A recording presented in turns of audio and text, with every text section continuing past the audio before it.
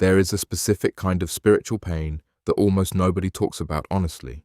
Not the pain of doubt in its intellectual form, where you are wrestling with ideas and asking hard questions and engaging with the challenge of belief in a way that feels alive even when it is uncomfortable.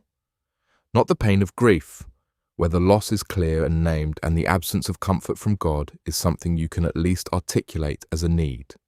Not even the pain of disappointment, where the prayer was specific and the answer was not what you hoped, and you are working through what that means. This is a different kind, quieter, more disorienting, more difficult to bring into the open because it does not have a clean shape. It is the pain of simply not feeling God anymore, not a dramatic falling away, not a crisis of belief that began with a specific event and has a traceable cause, just a gradual, quiet, unsettling awareness that the presence you used to feel, in worship, in prayer, in the ordinary moments of your day when something would arrive that felt like more than coincidence or more than your own thinking, is no longer arriving. Or, if it is arriving, you cannot feel it. The channel that used to carry something has gone static, and you are not sure when exactly the static started, only that it has been there for a while now, longer than you want to admit, long enough that you have started to wonder things you do not say out loud, whether it is permanent, whether something broke without your knowing, whether the faith you have been practicing is pointed at something real, or whether the feeling was always the faith, and now that the feeling is gone, you are left holding something that is only the shell of what it used to be. If you are in that place right now, if the silence has been going on long enough that you have started to build a relationship with it, uncomfortable and unasked for as that relationship is, then this conversation is for you. All of it. And I want you to stay, not because I am going to give you a formula for restoring the feeling, but because I want to be honest with you about what the silent season actually is, what it actually asks of you, and what becomes available in it that is not available anywhere else.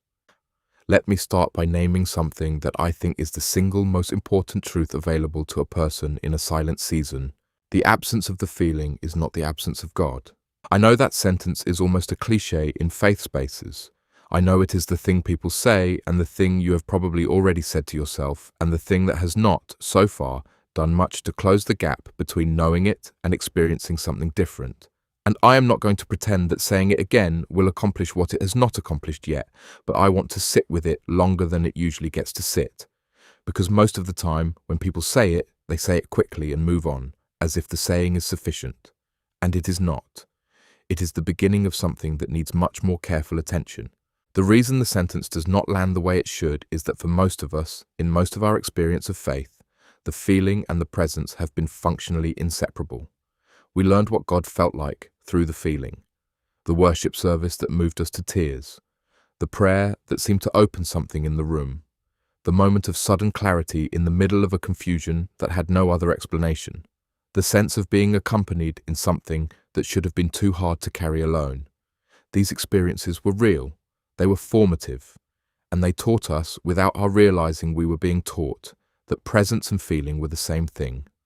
That if the feeling was there, God was there. That if the feeling was absent, something was wrong. But presence and feeling are not the same thing. The ground under your feet is present whether you are feeling it or not. The air in the room is sustaining your life whether you are conscious of breathing it or not. Your own heartbeat is happening, whether or not you are paying attention to it. Presence does not require perception in order to be real. And the presence that the silent season is not delivering to your feelings is not the same as the presence that has actually withdrawn. The silence is a different experience of the same presence, not a better experience, not one you would have chosen, but not the absence you are interpreting it as. I want to ask you something about the silence that might reframe where you are looking for the source of it. When did the feeling start to fade? Not to establish blame, not to suggest that if you can identify when it changed, you will be able to reverse whatever caused it, but because the timing often contains information that is worth having. Because the silent season rarely begins in a vacuum. It begins in a context, and the context matters for understanding what the season is actually about. For some people, the silence began in grief, a loss so significant that the interior landscape rearranged itself completely, and the version of God that was felt before the loss was a version experienced by a version of you that no longer fully exists. The grief changed you, and the new version of you is still finding its way to a relationship that used to feel established and is now unfamiliar. For some people, the silence began in burnout, in a season of religious activity that was so high volume and so externally demanding that somewhere along the way, the interior connection that was supposed to be the source of all of it got depleted. The doing of faith crowded out the being of it, and what feels like the silence of God is actually the silence of your own interior, which has been exhausted by the output and has not had adequate input for long enough that it has gone quiet. For some people, the silence began in disappointment. A prayer that was held with real faith for a real amount of time that did not receive the answer hoped for. And the interior, wiser in some ways than the mind, simply stopped sending the signal as regularly, because reaching in a direction that has not produced anything for a significant period of time starts to feel less like faith and more like repetition. And the stopping of the reaching, which is not an intellectual decision but a much more fundamental one, produces the experience of silence. And for some people, the silence has no identifiable beginning. It is just there. The way a season changes without a single moment you can point to as the turn. One day it is autumn, and you cannot identify the exact day summer ended. Wherever the silence began for you, the beginning is not the verdict. It is the starting point of a season. And seasons, by definition, are not permanent. Let me talk about what faith actually is when it is stripped of the feeling, because most of us have a functional definition of faith that includes the feeling as a central component. Faith feels like something. It has a texture, a warmth, a sense of being connected to something larger. And when the feeling is present, faith feels robust and real and well-founded. And when the feeling is absent, what remains does not feel much like faith. It feels more like going through the motions, like maintaining the forms of something that has lost its interior substance, like wearing the clothing of a life you are no longer sure you are fully inside. But faith, at its most fundamental, is not a feeling. It is a direction. It is the orientation of your life towards something you believe is real, maintained in the absence of complete verification, through the conditions of the current moment, regardless of what those conditions feel like. And that definition of faith is actually more robust than the feeling-based version, because the feeling-based version is only available when the feeling is present. It disappears exactly when the conditions become most challenging. It is faith for the good weather, which means it is not really faith in the sense that the word is pointing toward. It is experience. Experience of God, which is real and valuable, but which is not the same as faith in God. Faith in God, as opposed to experience of God, is what remains when the experience has gone quiet. It is the continued orientation, the continued showing up, the continued bringing of the honest self to the conversation, even when the conversation does not appear to be producing responses in the form you are accustomed to recognizing. It is the decision, made not once but repeatedly, often daily, sometimes hourly, to keep the direction even when the direction does not feel like it is going anywhere. That kind of faith is harder than the feeling-based version. It is less immediately rewarding. It does not produce the experiences that make faith feel worth having, but it is the kind that gets built in silent seasons. And it is the kind that holds through conditions that the feeling-based version cannot survive. I want to address something that happens in silent seasons that almost everyone experiences and almost no one talks about directly: the performance of having it. Because in most faith communities, in most social contexts where faith is visible, there is a significant pressure to present a faith that is functioning, that is producing the appropriate responses, that is warm and confident and not currently in a place of deep uncertainty.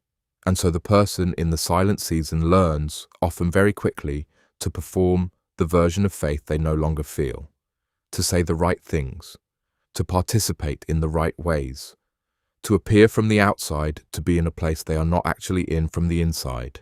And the performance is exhausting. It costs something every single time. Because every moment of performed faith is a moment of being alone in the silence while appearing to be in the company of the thing you have lost access to feeling. It deepens the isolation. It makes the silence more private. It prevents the silent season from being something that can be shared and therefore carried differently. And it prevents you from finding out one of the most important things available in a silent season: that other people are in them too. That the person sitting next to you who appears to have uninterrupted access to the presence you are not feeling is also, in their own form and their own timing, navigating something that does not look like the highlight reel. That the silent season is not a mark of your uniquely deficient faith, but a part of the terrain that most faithful people travel through at some point, usually multiple times. The silence you are in is not as singular as the silence makes it feel. I want to pause here and ask you to do something right now. I want you to say something honest, not to anyone else necessarily, not publicly, just to yourself, and if you are willing, to whatever version of God you are still holding even loosely in the silence. Say the true thing about where you are, not the composed version, not the version that adds enough theological framing to make the honesty feel acceptable, the actual thing. If it is, I do not feel you anymore, say that. If it is, I am not sure I believe you are there, say that. If it is, I am angry about the silence and I do not know what to do with the anger, say that. If it is, I am afraid that this is permanent and that the faith I thought I had was thinner than I knew, say that. Say the real thing, because one of the most significant shifts available in a silent season is the shift from performing the faith to telling the truth about where you are in it. And the telling of the truth, even when the truth is uncomfortable, even when it sounds less like faith and more like its absence, is itself an act of relationship. You cannot be in honest relationship with something you are performing for. And performing for God in a silent season keeps the silence more intact than the honest admission of it does. Say the real thing.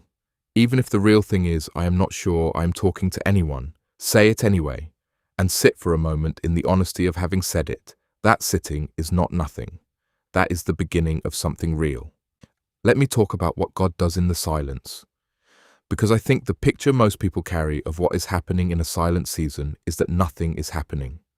That the silence is the absence of activity. That the relationship is on hold in some way, paused, waiting for the feeling to return before it can resume. That picture is wrong. And understanding what is actually happening in the silent season, even when it cannot be felt, is one of the most orienting things available. The silent season is often a season of deep interior work that could not happen in the presence of the feeling. Because the feeling, as real and as formative as it is, also does something that is not always useful. It provides external confirmation. It gives the faith a steady supply of experiential evidence that it is real and that the direction is right. And that steady supply of evidence over time means that the faith does not have to develop the capacity to hold itself without the evidence. It does not have to build the interior muscle of belief that is not being actively confirmed. It stays, in some ways, at the level it was at when the evidence was first producing it. And there is a deeper version of faith that cannot be built that way. It can only be built in the conditions where the evidence is absent and the direction has to be held by something that is not the evidence. By conviction, by memory, by the accumulated weight of having known the presence even when the presence is not currently felt, by the decision to maintain the orientation, not because it feels like the right direction, but because something in the interior knows it is, beneath the level of feeling, in a way that does not depend on the feeling's confirmation. That interior knowing, built in the silent season, is not the same thing as the feeling. It is quieter. It is less dramatic. It does not produce the experiences that the feeling produces. But it is more durable. It is the kind of faith that does not require the conditions to be right in order to function. And it is only available on the other side of a season where you found out what your faith is made of, when the feeling stopped carrying it. I want to talk about the temptations of the silent season, because the silence creates specific conditions that produce specific vulnerabilities, and naming them is part of not being blindsided by them. The first temptation is to fill the silence with noise. When the interior becomes quiet in a way that feels like loss rather than peace, the automatic response for most people is to fill it. More activity, more service, more religious engagement of the external kind, more podcasts, more content, more input designed to produce the feeling that has gone quiet. And some of that filling is appropriate, even helpful, staying in the practices, maintaining the rhythms, not abandoning the forms of faith just because the interior is not currently confirming them. But some of the filling is avoidance. It is the management of the silence rather than the engagement with it. And the silence, avoided rather than engaged, does not resolve. It waits. And what the silence is waiting for, underneath all of the filling, is the willingness to actually be in it, to sit with the not feeling, without immediately trying to generate the feeling through effort, to let the quiet be quiet for long enough that what is in the quiet becomes audible in the form that the quiet is trying to make it available. The second temptation is to conclude from the silence. The silence, experienced long enough, starts to feel like evidence. Evidence that the faith was based on something that is not real. Evidence that the feeling was always just feeling and there was nothing behind it producing the feeling from outside of you. Evidence that the people who have never struggled with belief were right to find it straightforwardly available and you were the variable, the deficient one, the person whose relationship with God was always more fragile than you knew. These conclusions feel logical in the silence. They feel like finally seeing clearly what was obscured by the feeling when the feeling was present. But they are not clarity. They are the mind, operating without the evidence it is accustomed to having, reaching for an explanation. And the explanation it reaches for in the absence of positive evidence is the negative one. The loss. The never was. The absence of the thing rather than the hiddenness of it. The hiddenness and the absence are not the same. And concluding from the silence that God is absent is making a claim the silence does not actually support. The silence does not prove absence. It proves not currently felt. And those two things, while experientially similar, are not the same claim. The third temptation is to compare, to look at the people around you who appear to have uninterrupted access to the feeling, who speak about their experience of God with a vividness and a freshness that feels foreign to where you currently are, and to conclude from that comparison that the silent season is personal, that it is about you specifically, that you are missing something that these other people have, some quality of surrender or faith or spiritual attunement that would, if you possessed it, restore the feeling. That comparison is almost never based on full information, and it is one of the most reliable amplifiers of the shame that the silent season produces, because it takes an experience that is more common than is publicly acknowledged and makes you feel like the only one having it, which deepens the isolation, which makes the silence heavier, which makes the return seem further away. Let me talk about the practices that actually help in a silent season, not the ones that are supposed to help according to the standard prescription, the ones that actually move something. The first is honesty in the prayer, even when the prayer feels like talking to an empty room. This is counterintuitive, because the natural response to a silence that feels like absence is to stop bringing things to the conversation. What is the point of talking to someone who is not responding? And so the prayer, already thin, gets thinner. And the thinner it gets, the more the silence expands. And the expanding silence confirms the conclusion that there is no point in the bringing. But the bringing changes the experience of the silence even when it does not break it. Not because it immediately produces a response, but because the act of bringing the honest self to the conversation keeps the orientation alive. It keeps the direction. It keeps the relationship from collapsing into complete absence even when the feeling is not present. And the honest bringing, the kind that does not dress up the confusion or the doubt or the anger or the grief, is the kind that is most likely to eventually open something, because it is real. And real things, brought to a real place, produce real movement eventually, even when eventually is longer than you want it to be. The second practice is staying in the community even when the community feels like a place where everyone else has something you do not. This is also counterintuitive, because the silent season produces a strong instinct toward isolation. The community feels like a place where the performance is required, where the silence would have to be hidden, where the gap between where you are and where everyone else appears to be is most visible and most painful. But the community also contains people who are in their own version of what you are in and who are also not talking about it. And staying in the community gives you access to those people even when you do not know who they are yet. It gives you access to the moments where something breaks through the silence unexpectedly, not because you manufactured it, but because you were in the room when it arrived. And it keeps you connected to the body of people who are holding the faith collectively in a way that means the whole weight of it is not resting only on your currently depleted interior. You are not required to perform in the community during a silent season. You are allowed to be there quietly, to receive without having to produce, to let other people's faith be in the room doing something without you having to generate your own. This is not spiritual passivity. It is appropriate use of a body that exists, in part, precisely for the seasons when individual faith is running thin. The third practice is paying attention to what still moves you, even when the movement is faint, even when it is not in the forms that used to carry the feeling most reliably. Because the silent season is rarely a complete, undifferentiated silence. There are usually moments, small and often unexpected, where something stirs.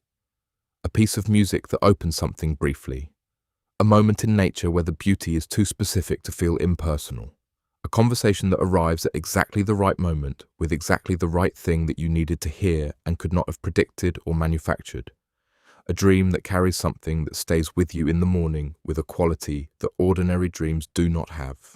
These moments are easy to dismiss in a silent season because they do not feel like the feeling you are waiting for. They are smaller, less definitive, less dramatic.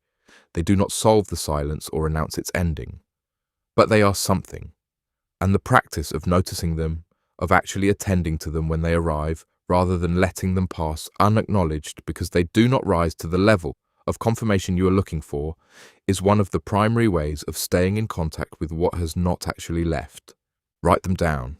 Seriously. Keep somewhere, even a note in your phone, where you record the small moments that stirred something. Not as proof, not to build a case, just to have a record of the things that moved even in the season where movement felt absent. Because the record, accumulated over the silent season, often reveals more activity than the silent season felt like it contained.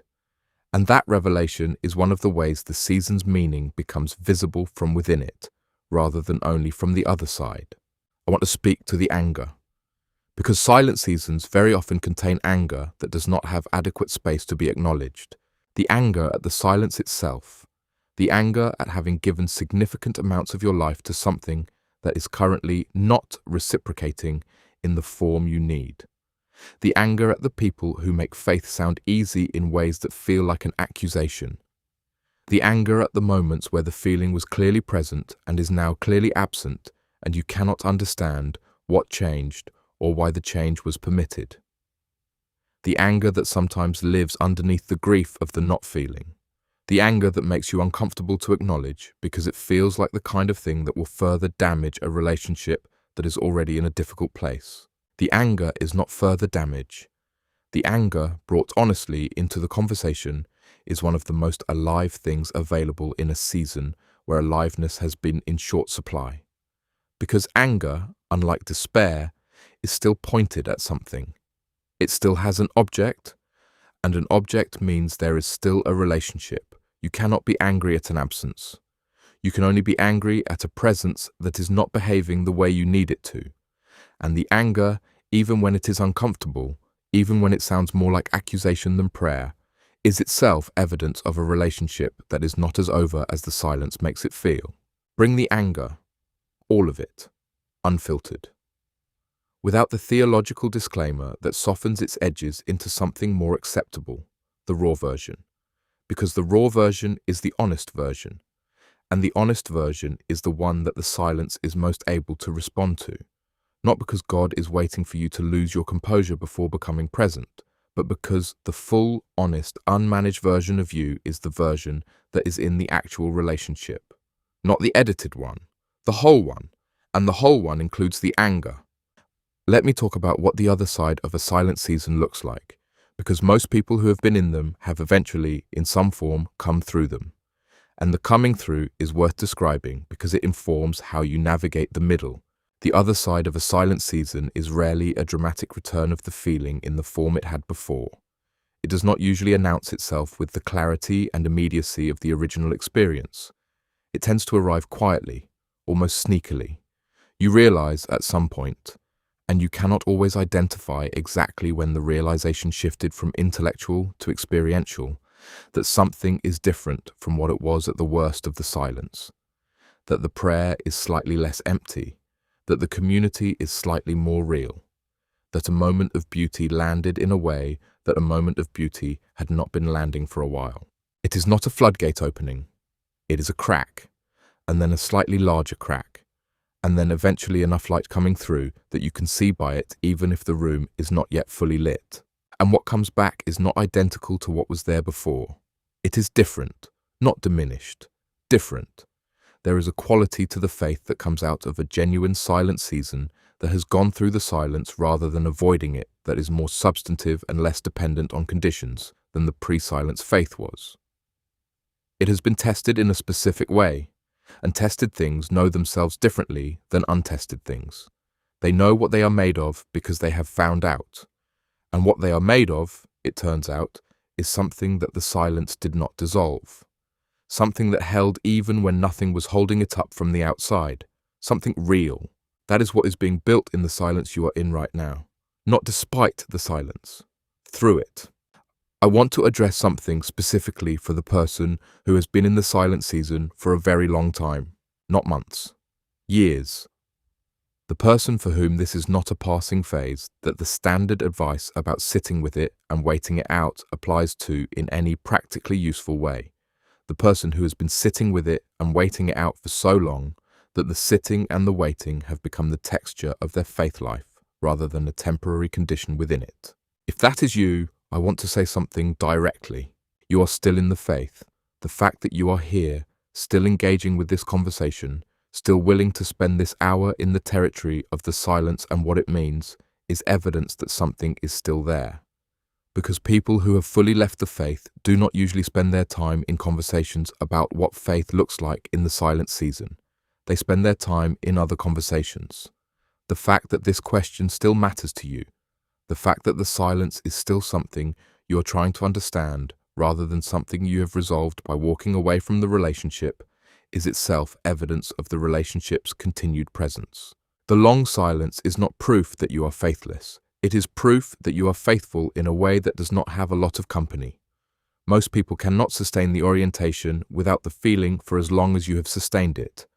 And the sustaining of it, in the absence of the feeling, in the absence of the confirmation, in the absence of the community that fully understands what you are in, is one of the more remarkable and least celebrated forms of faith available. You are not failing. You are in one of the hardest forms of the thing. And the hardest form of the thing is still the thing. I want to come to the close of our time together by speaking to the question that is underneath everything we have talked about today. Is God there? Not theologically, not abstractly. In the specific, personal, applied to your life form. In the silence that is your silence. In the not feeling that is your not feeling. In the particular form that the absence has taken in your particular life. Is God there? I cannot give you a feeling to replace the feeling you have lost. I cannot restore the experience that the silent season has taken. I cannot promise you that the silence will end on a timeline that feels proportionate to what the carrying of it has cost.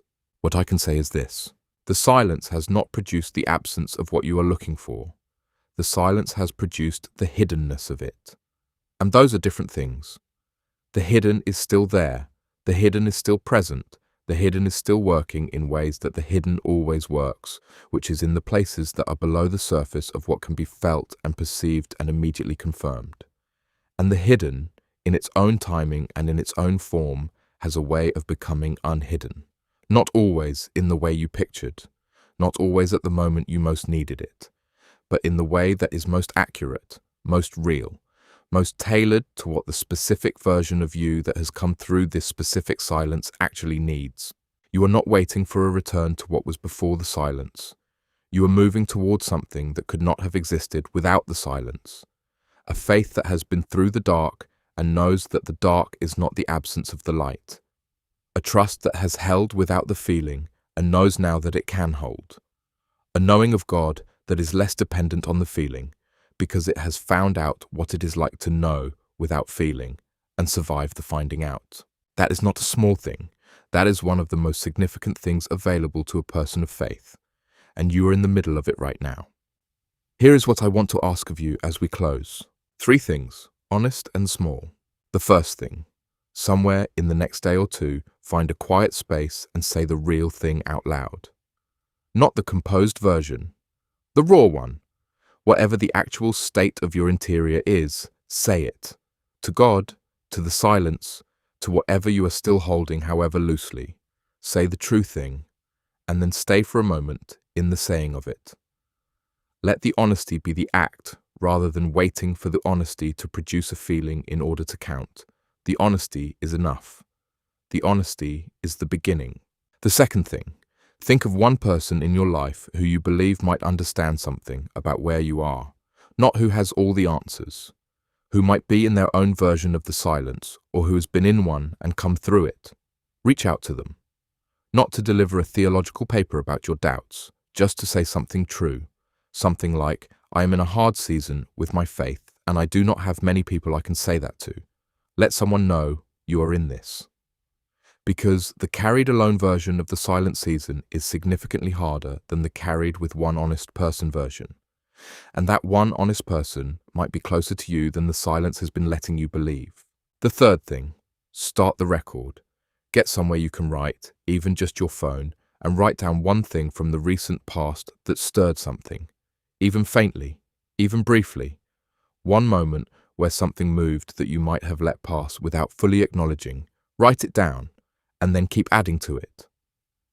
One thing at a time, because the record, built slowly over the silent season, is going to tell you something about the silence that you cannot currently hear. It is going to show you that the season contained more than it felt like it contained. And that showing, accumulated over time, is one of the ways the silent season eventually begins to speak. The silence is not the end of the story. It is not the final word on the faith or the relationship or what is available to you. It is a season. And seasons turn. And the faith that comes out of this season is not going to look like the faith that went into it.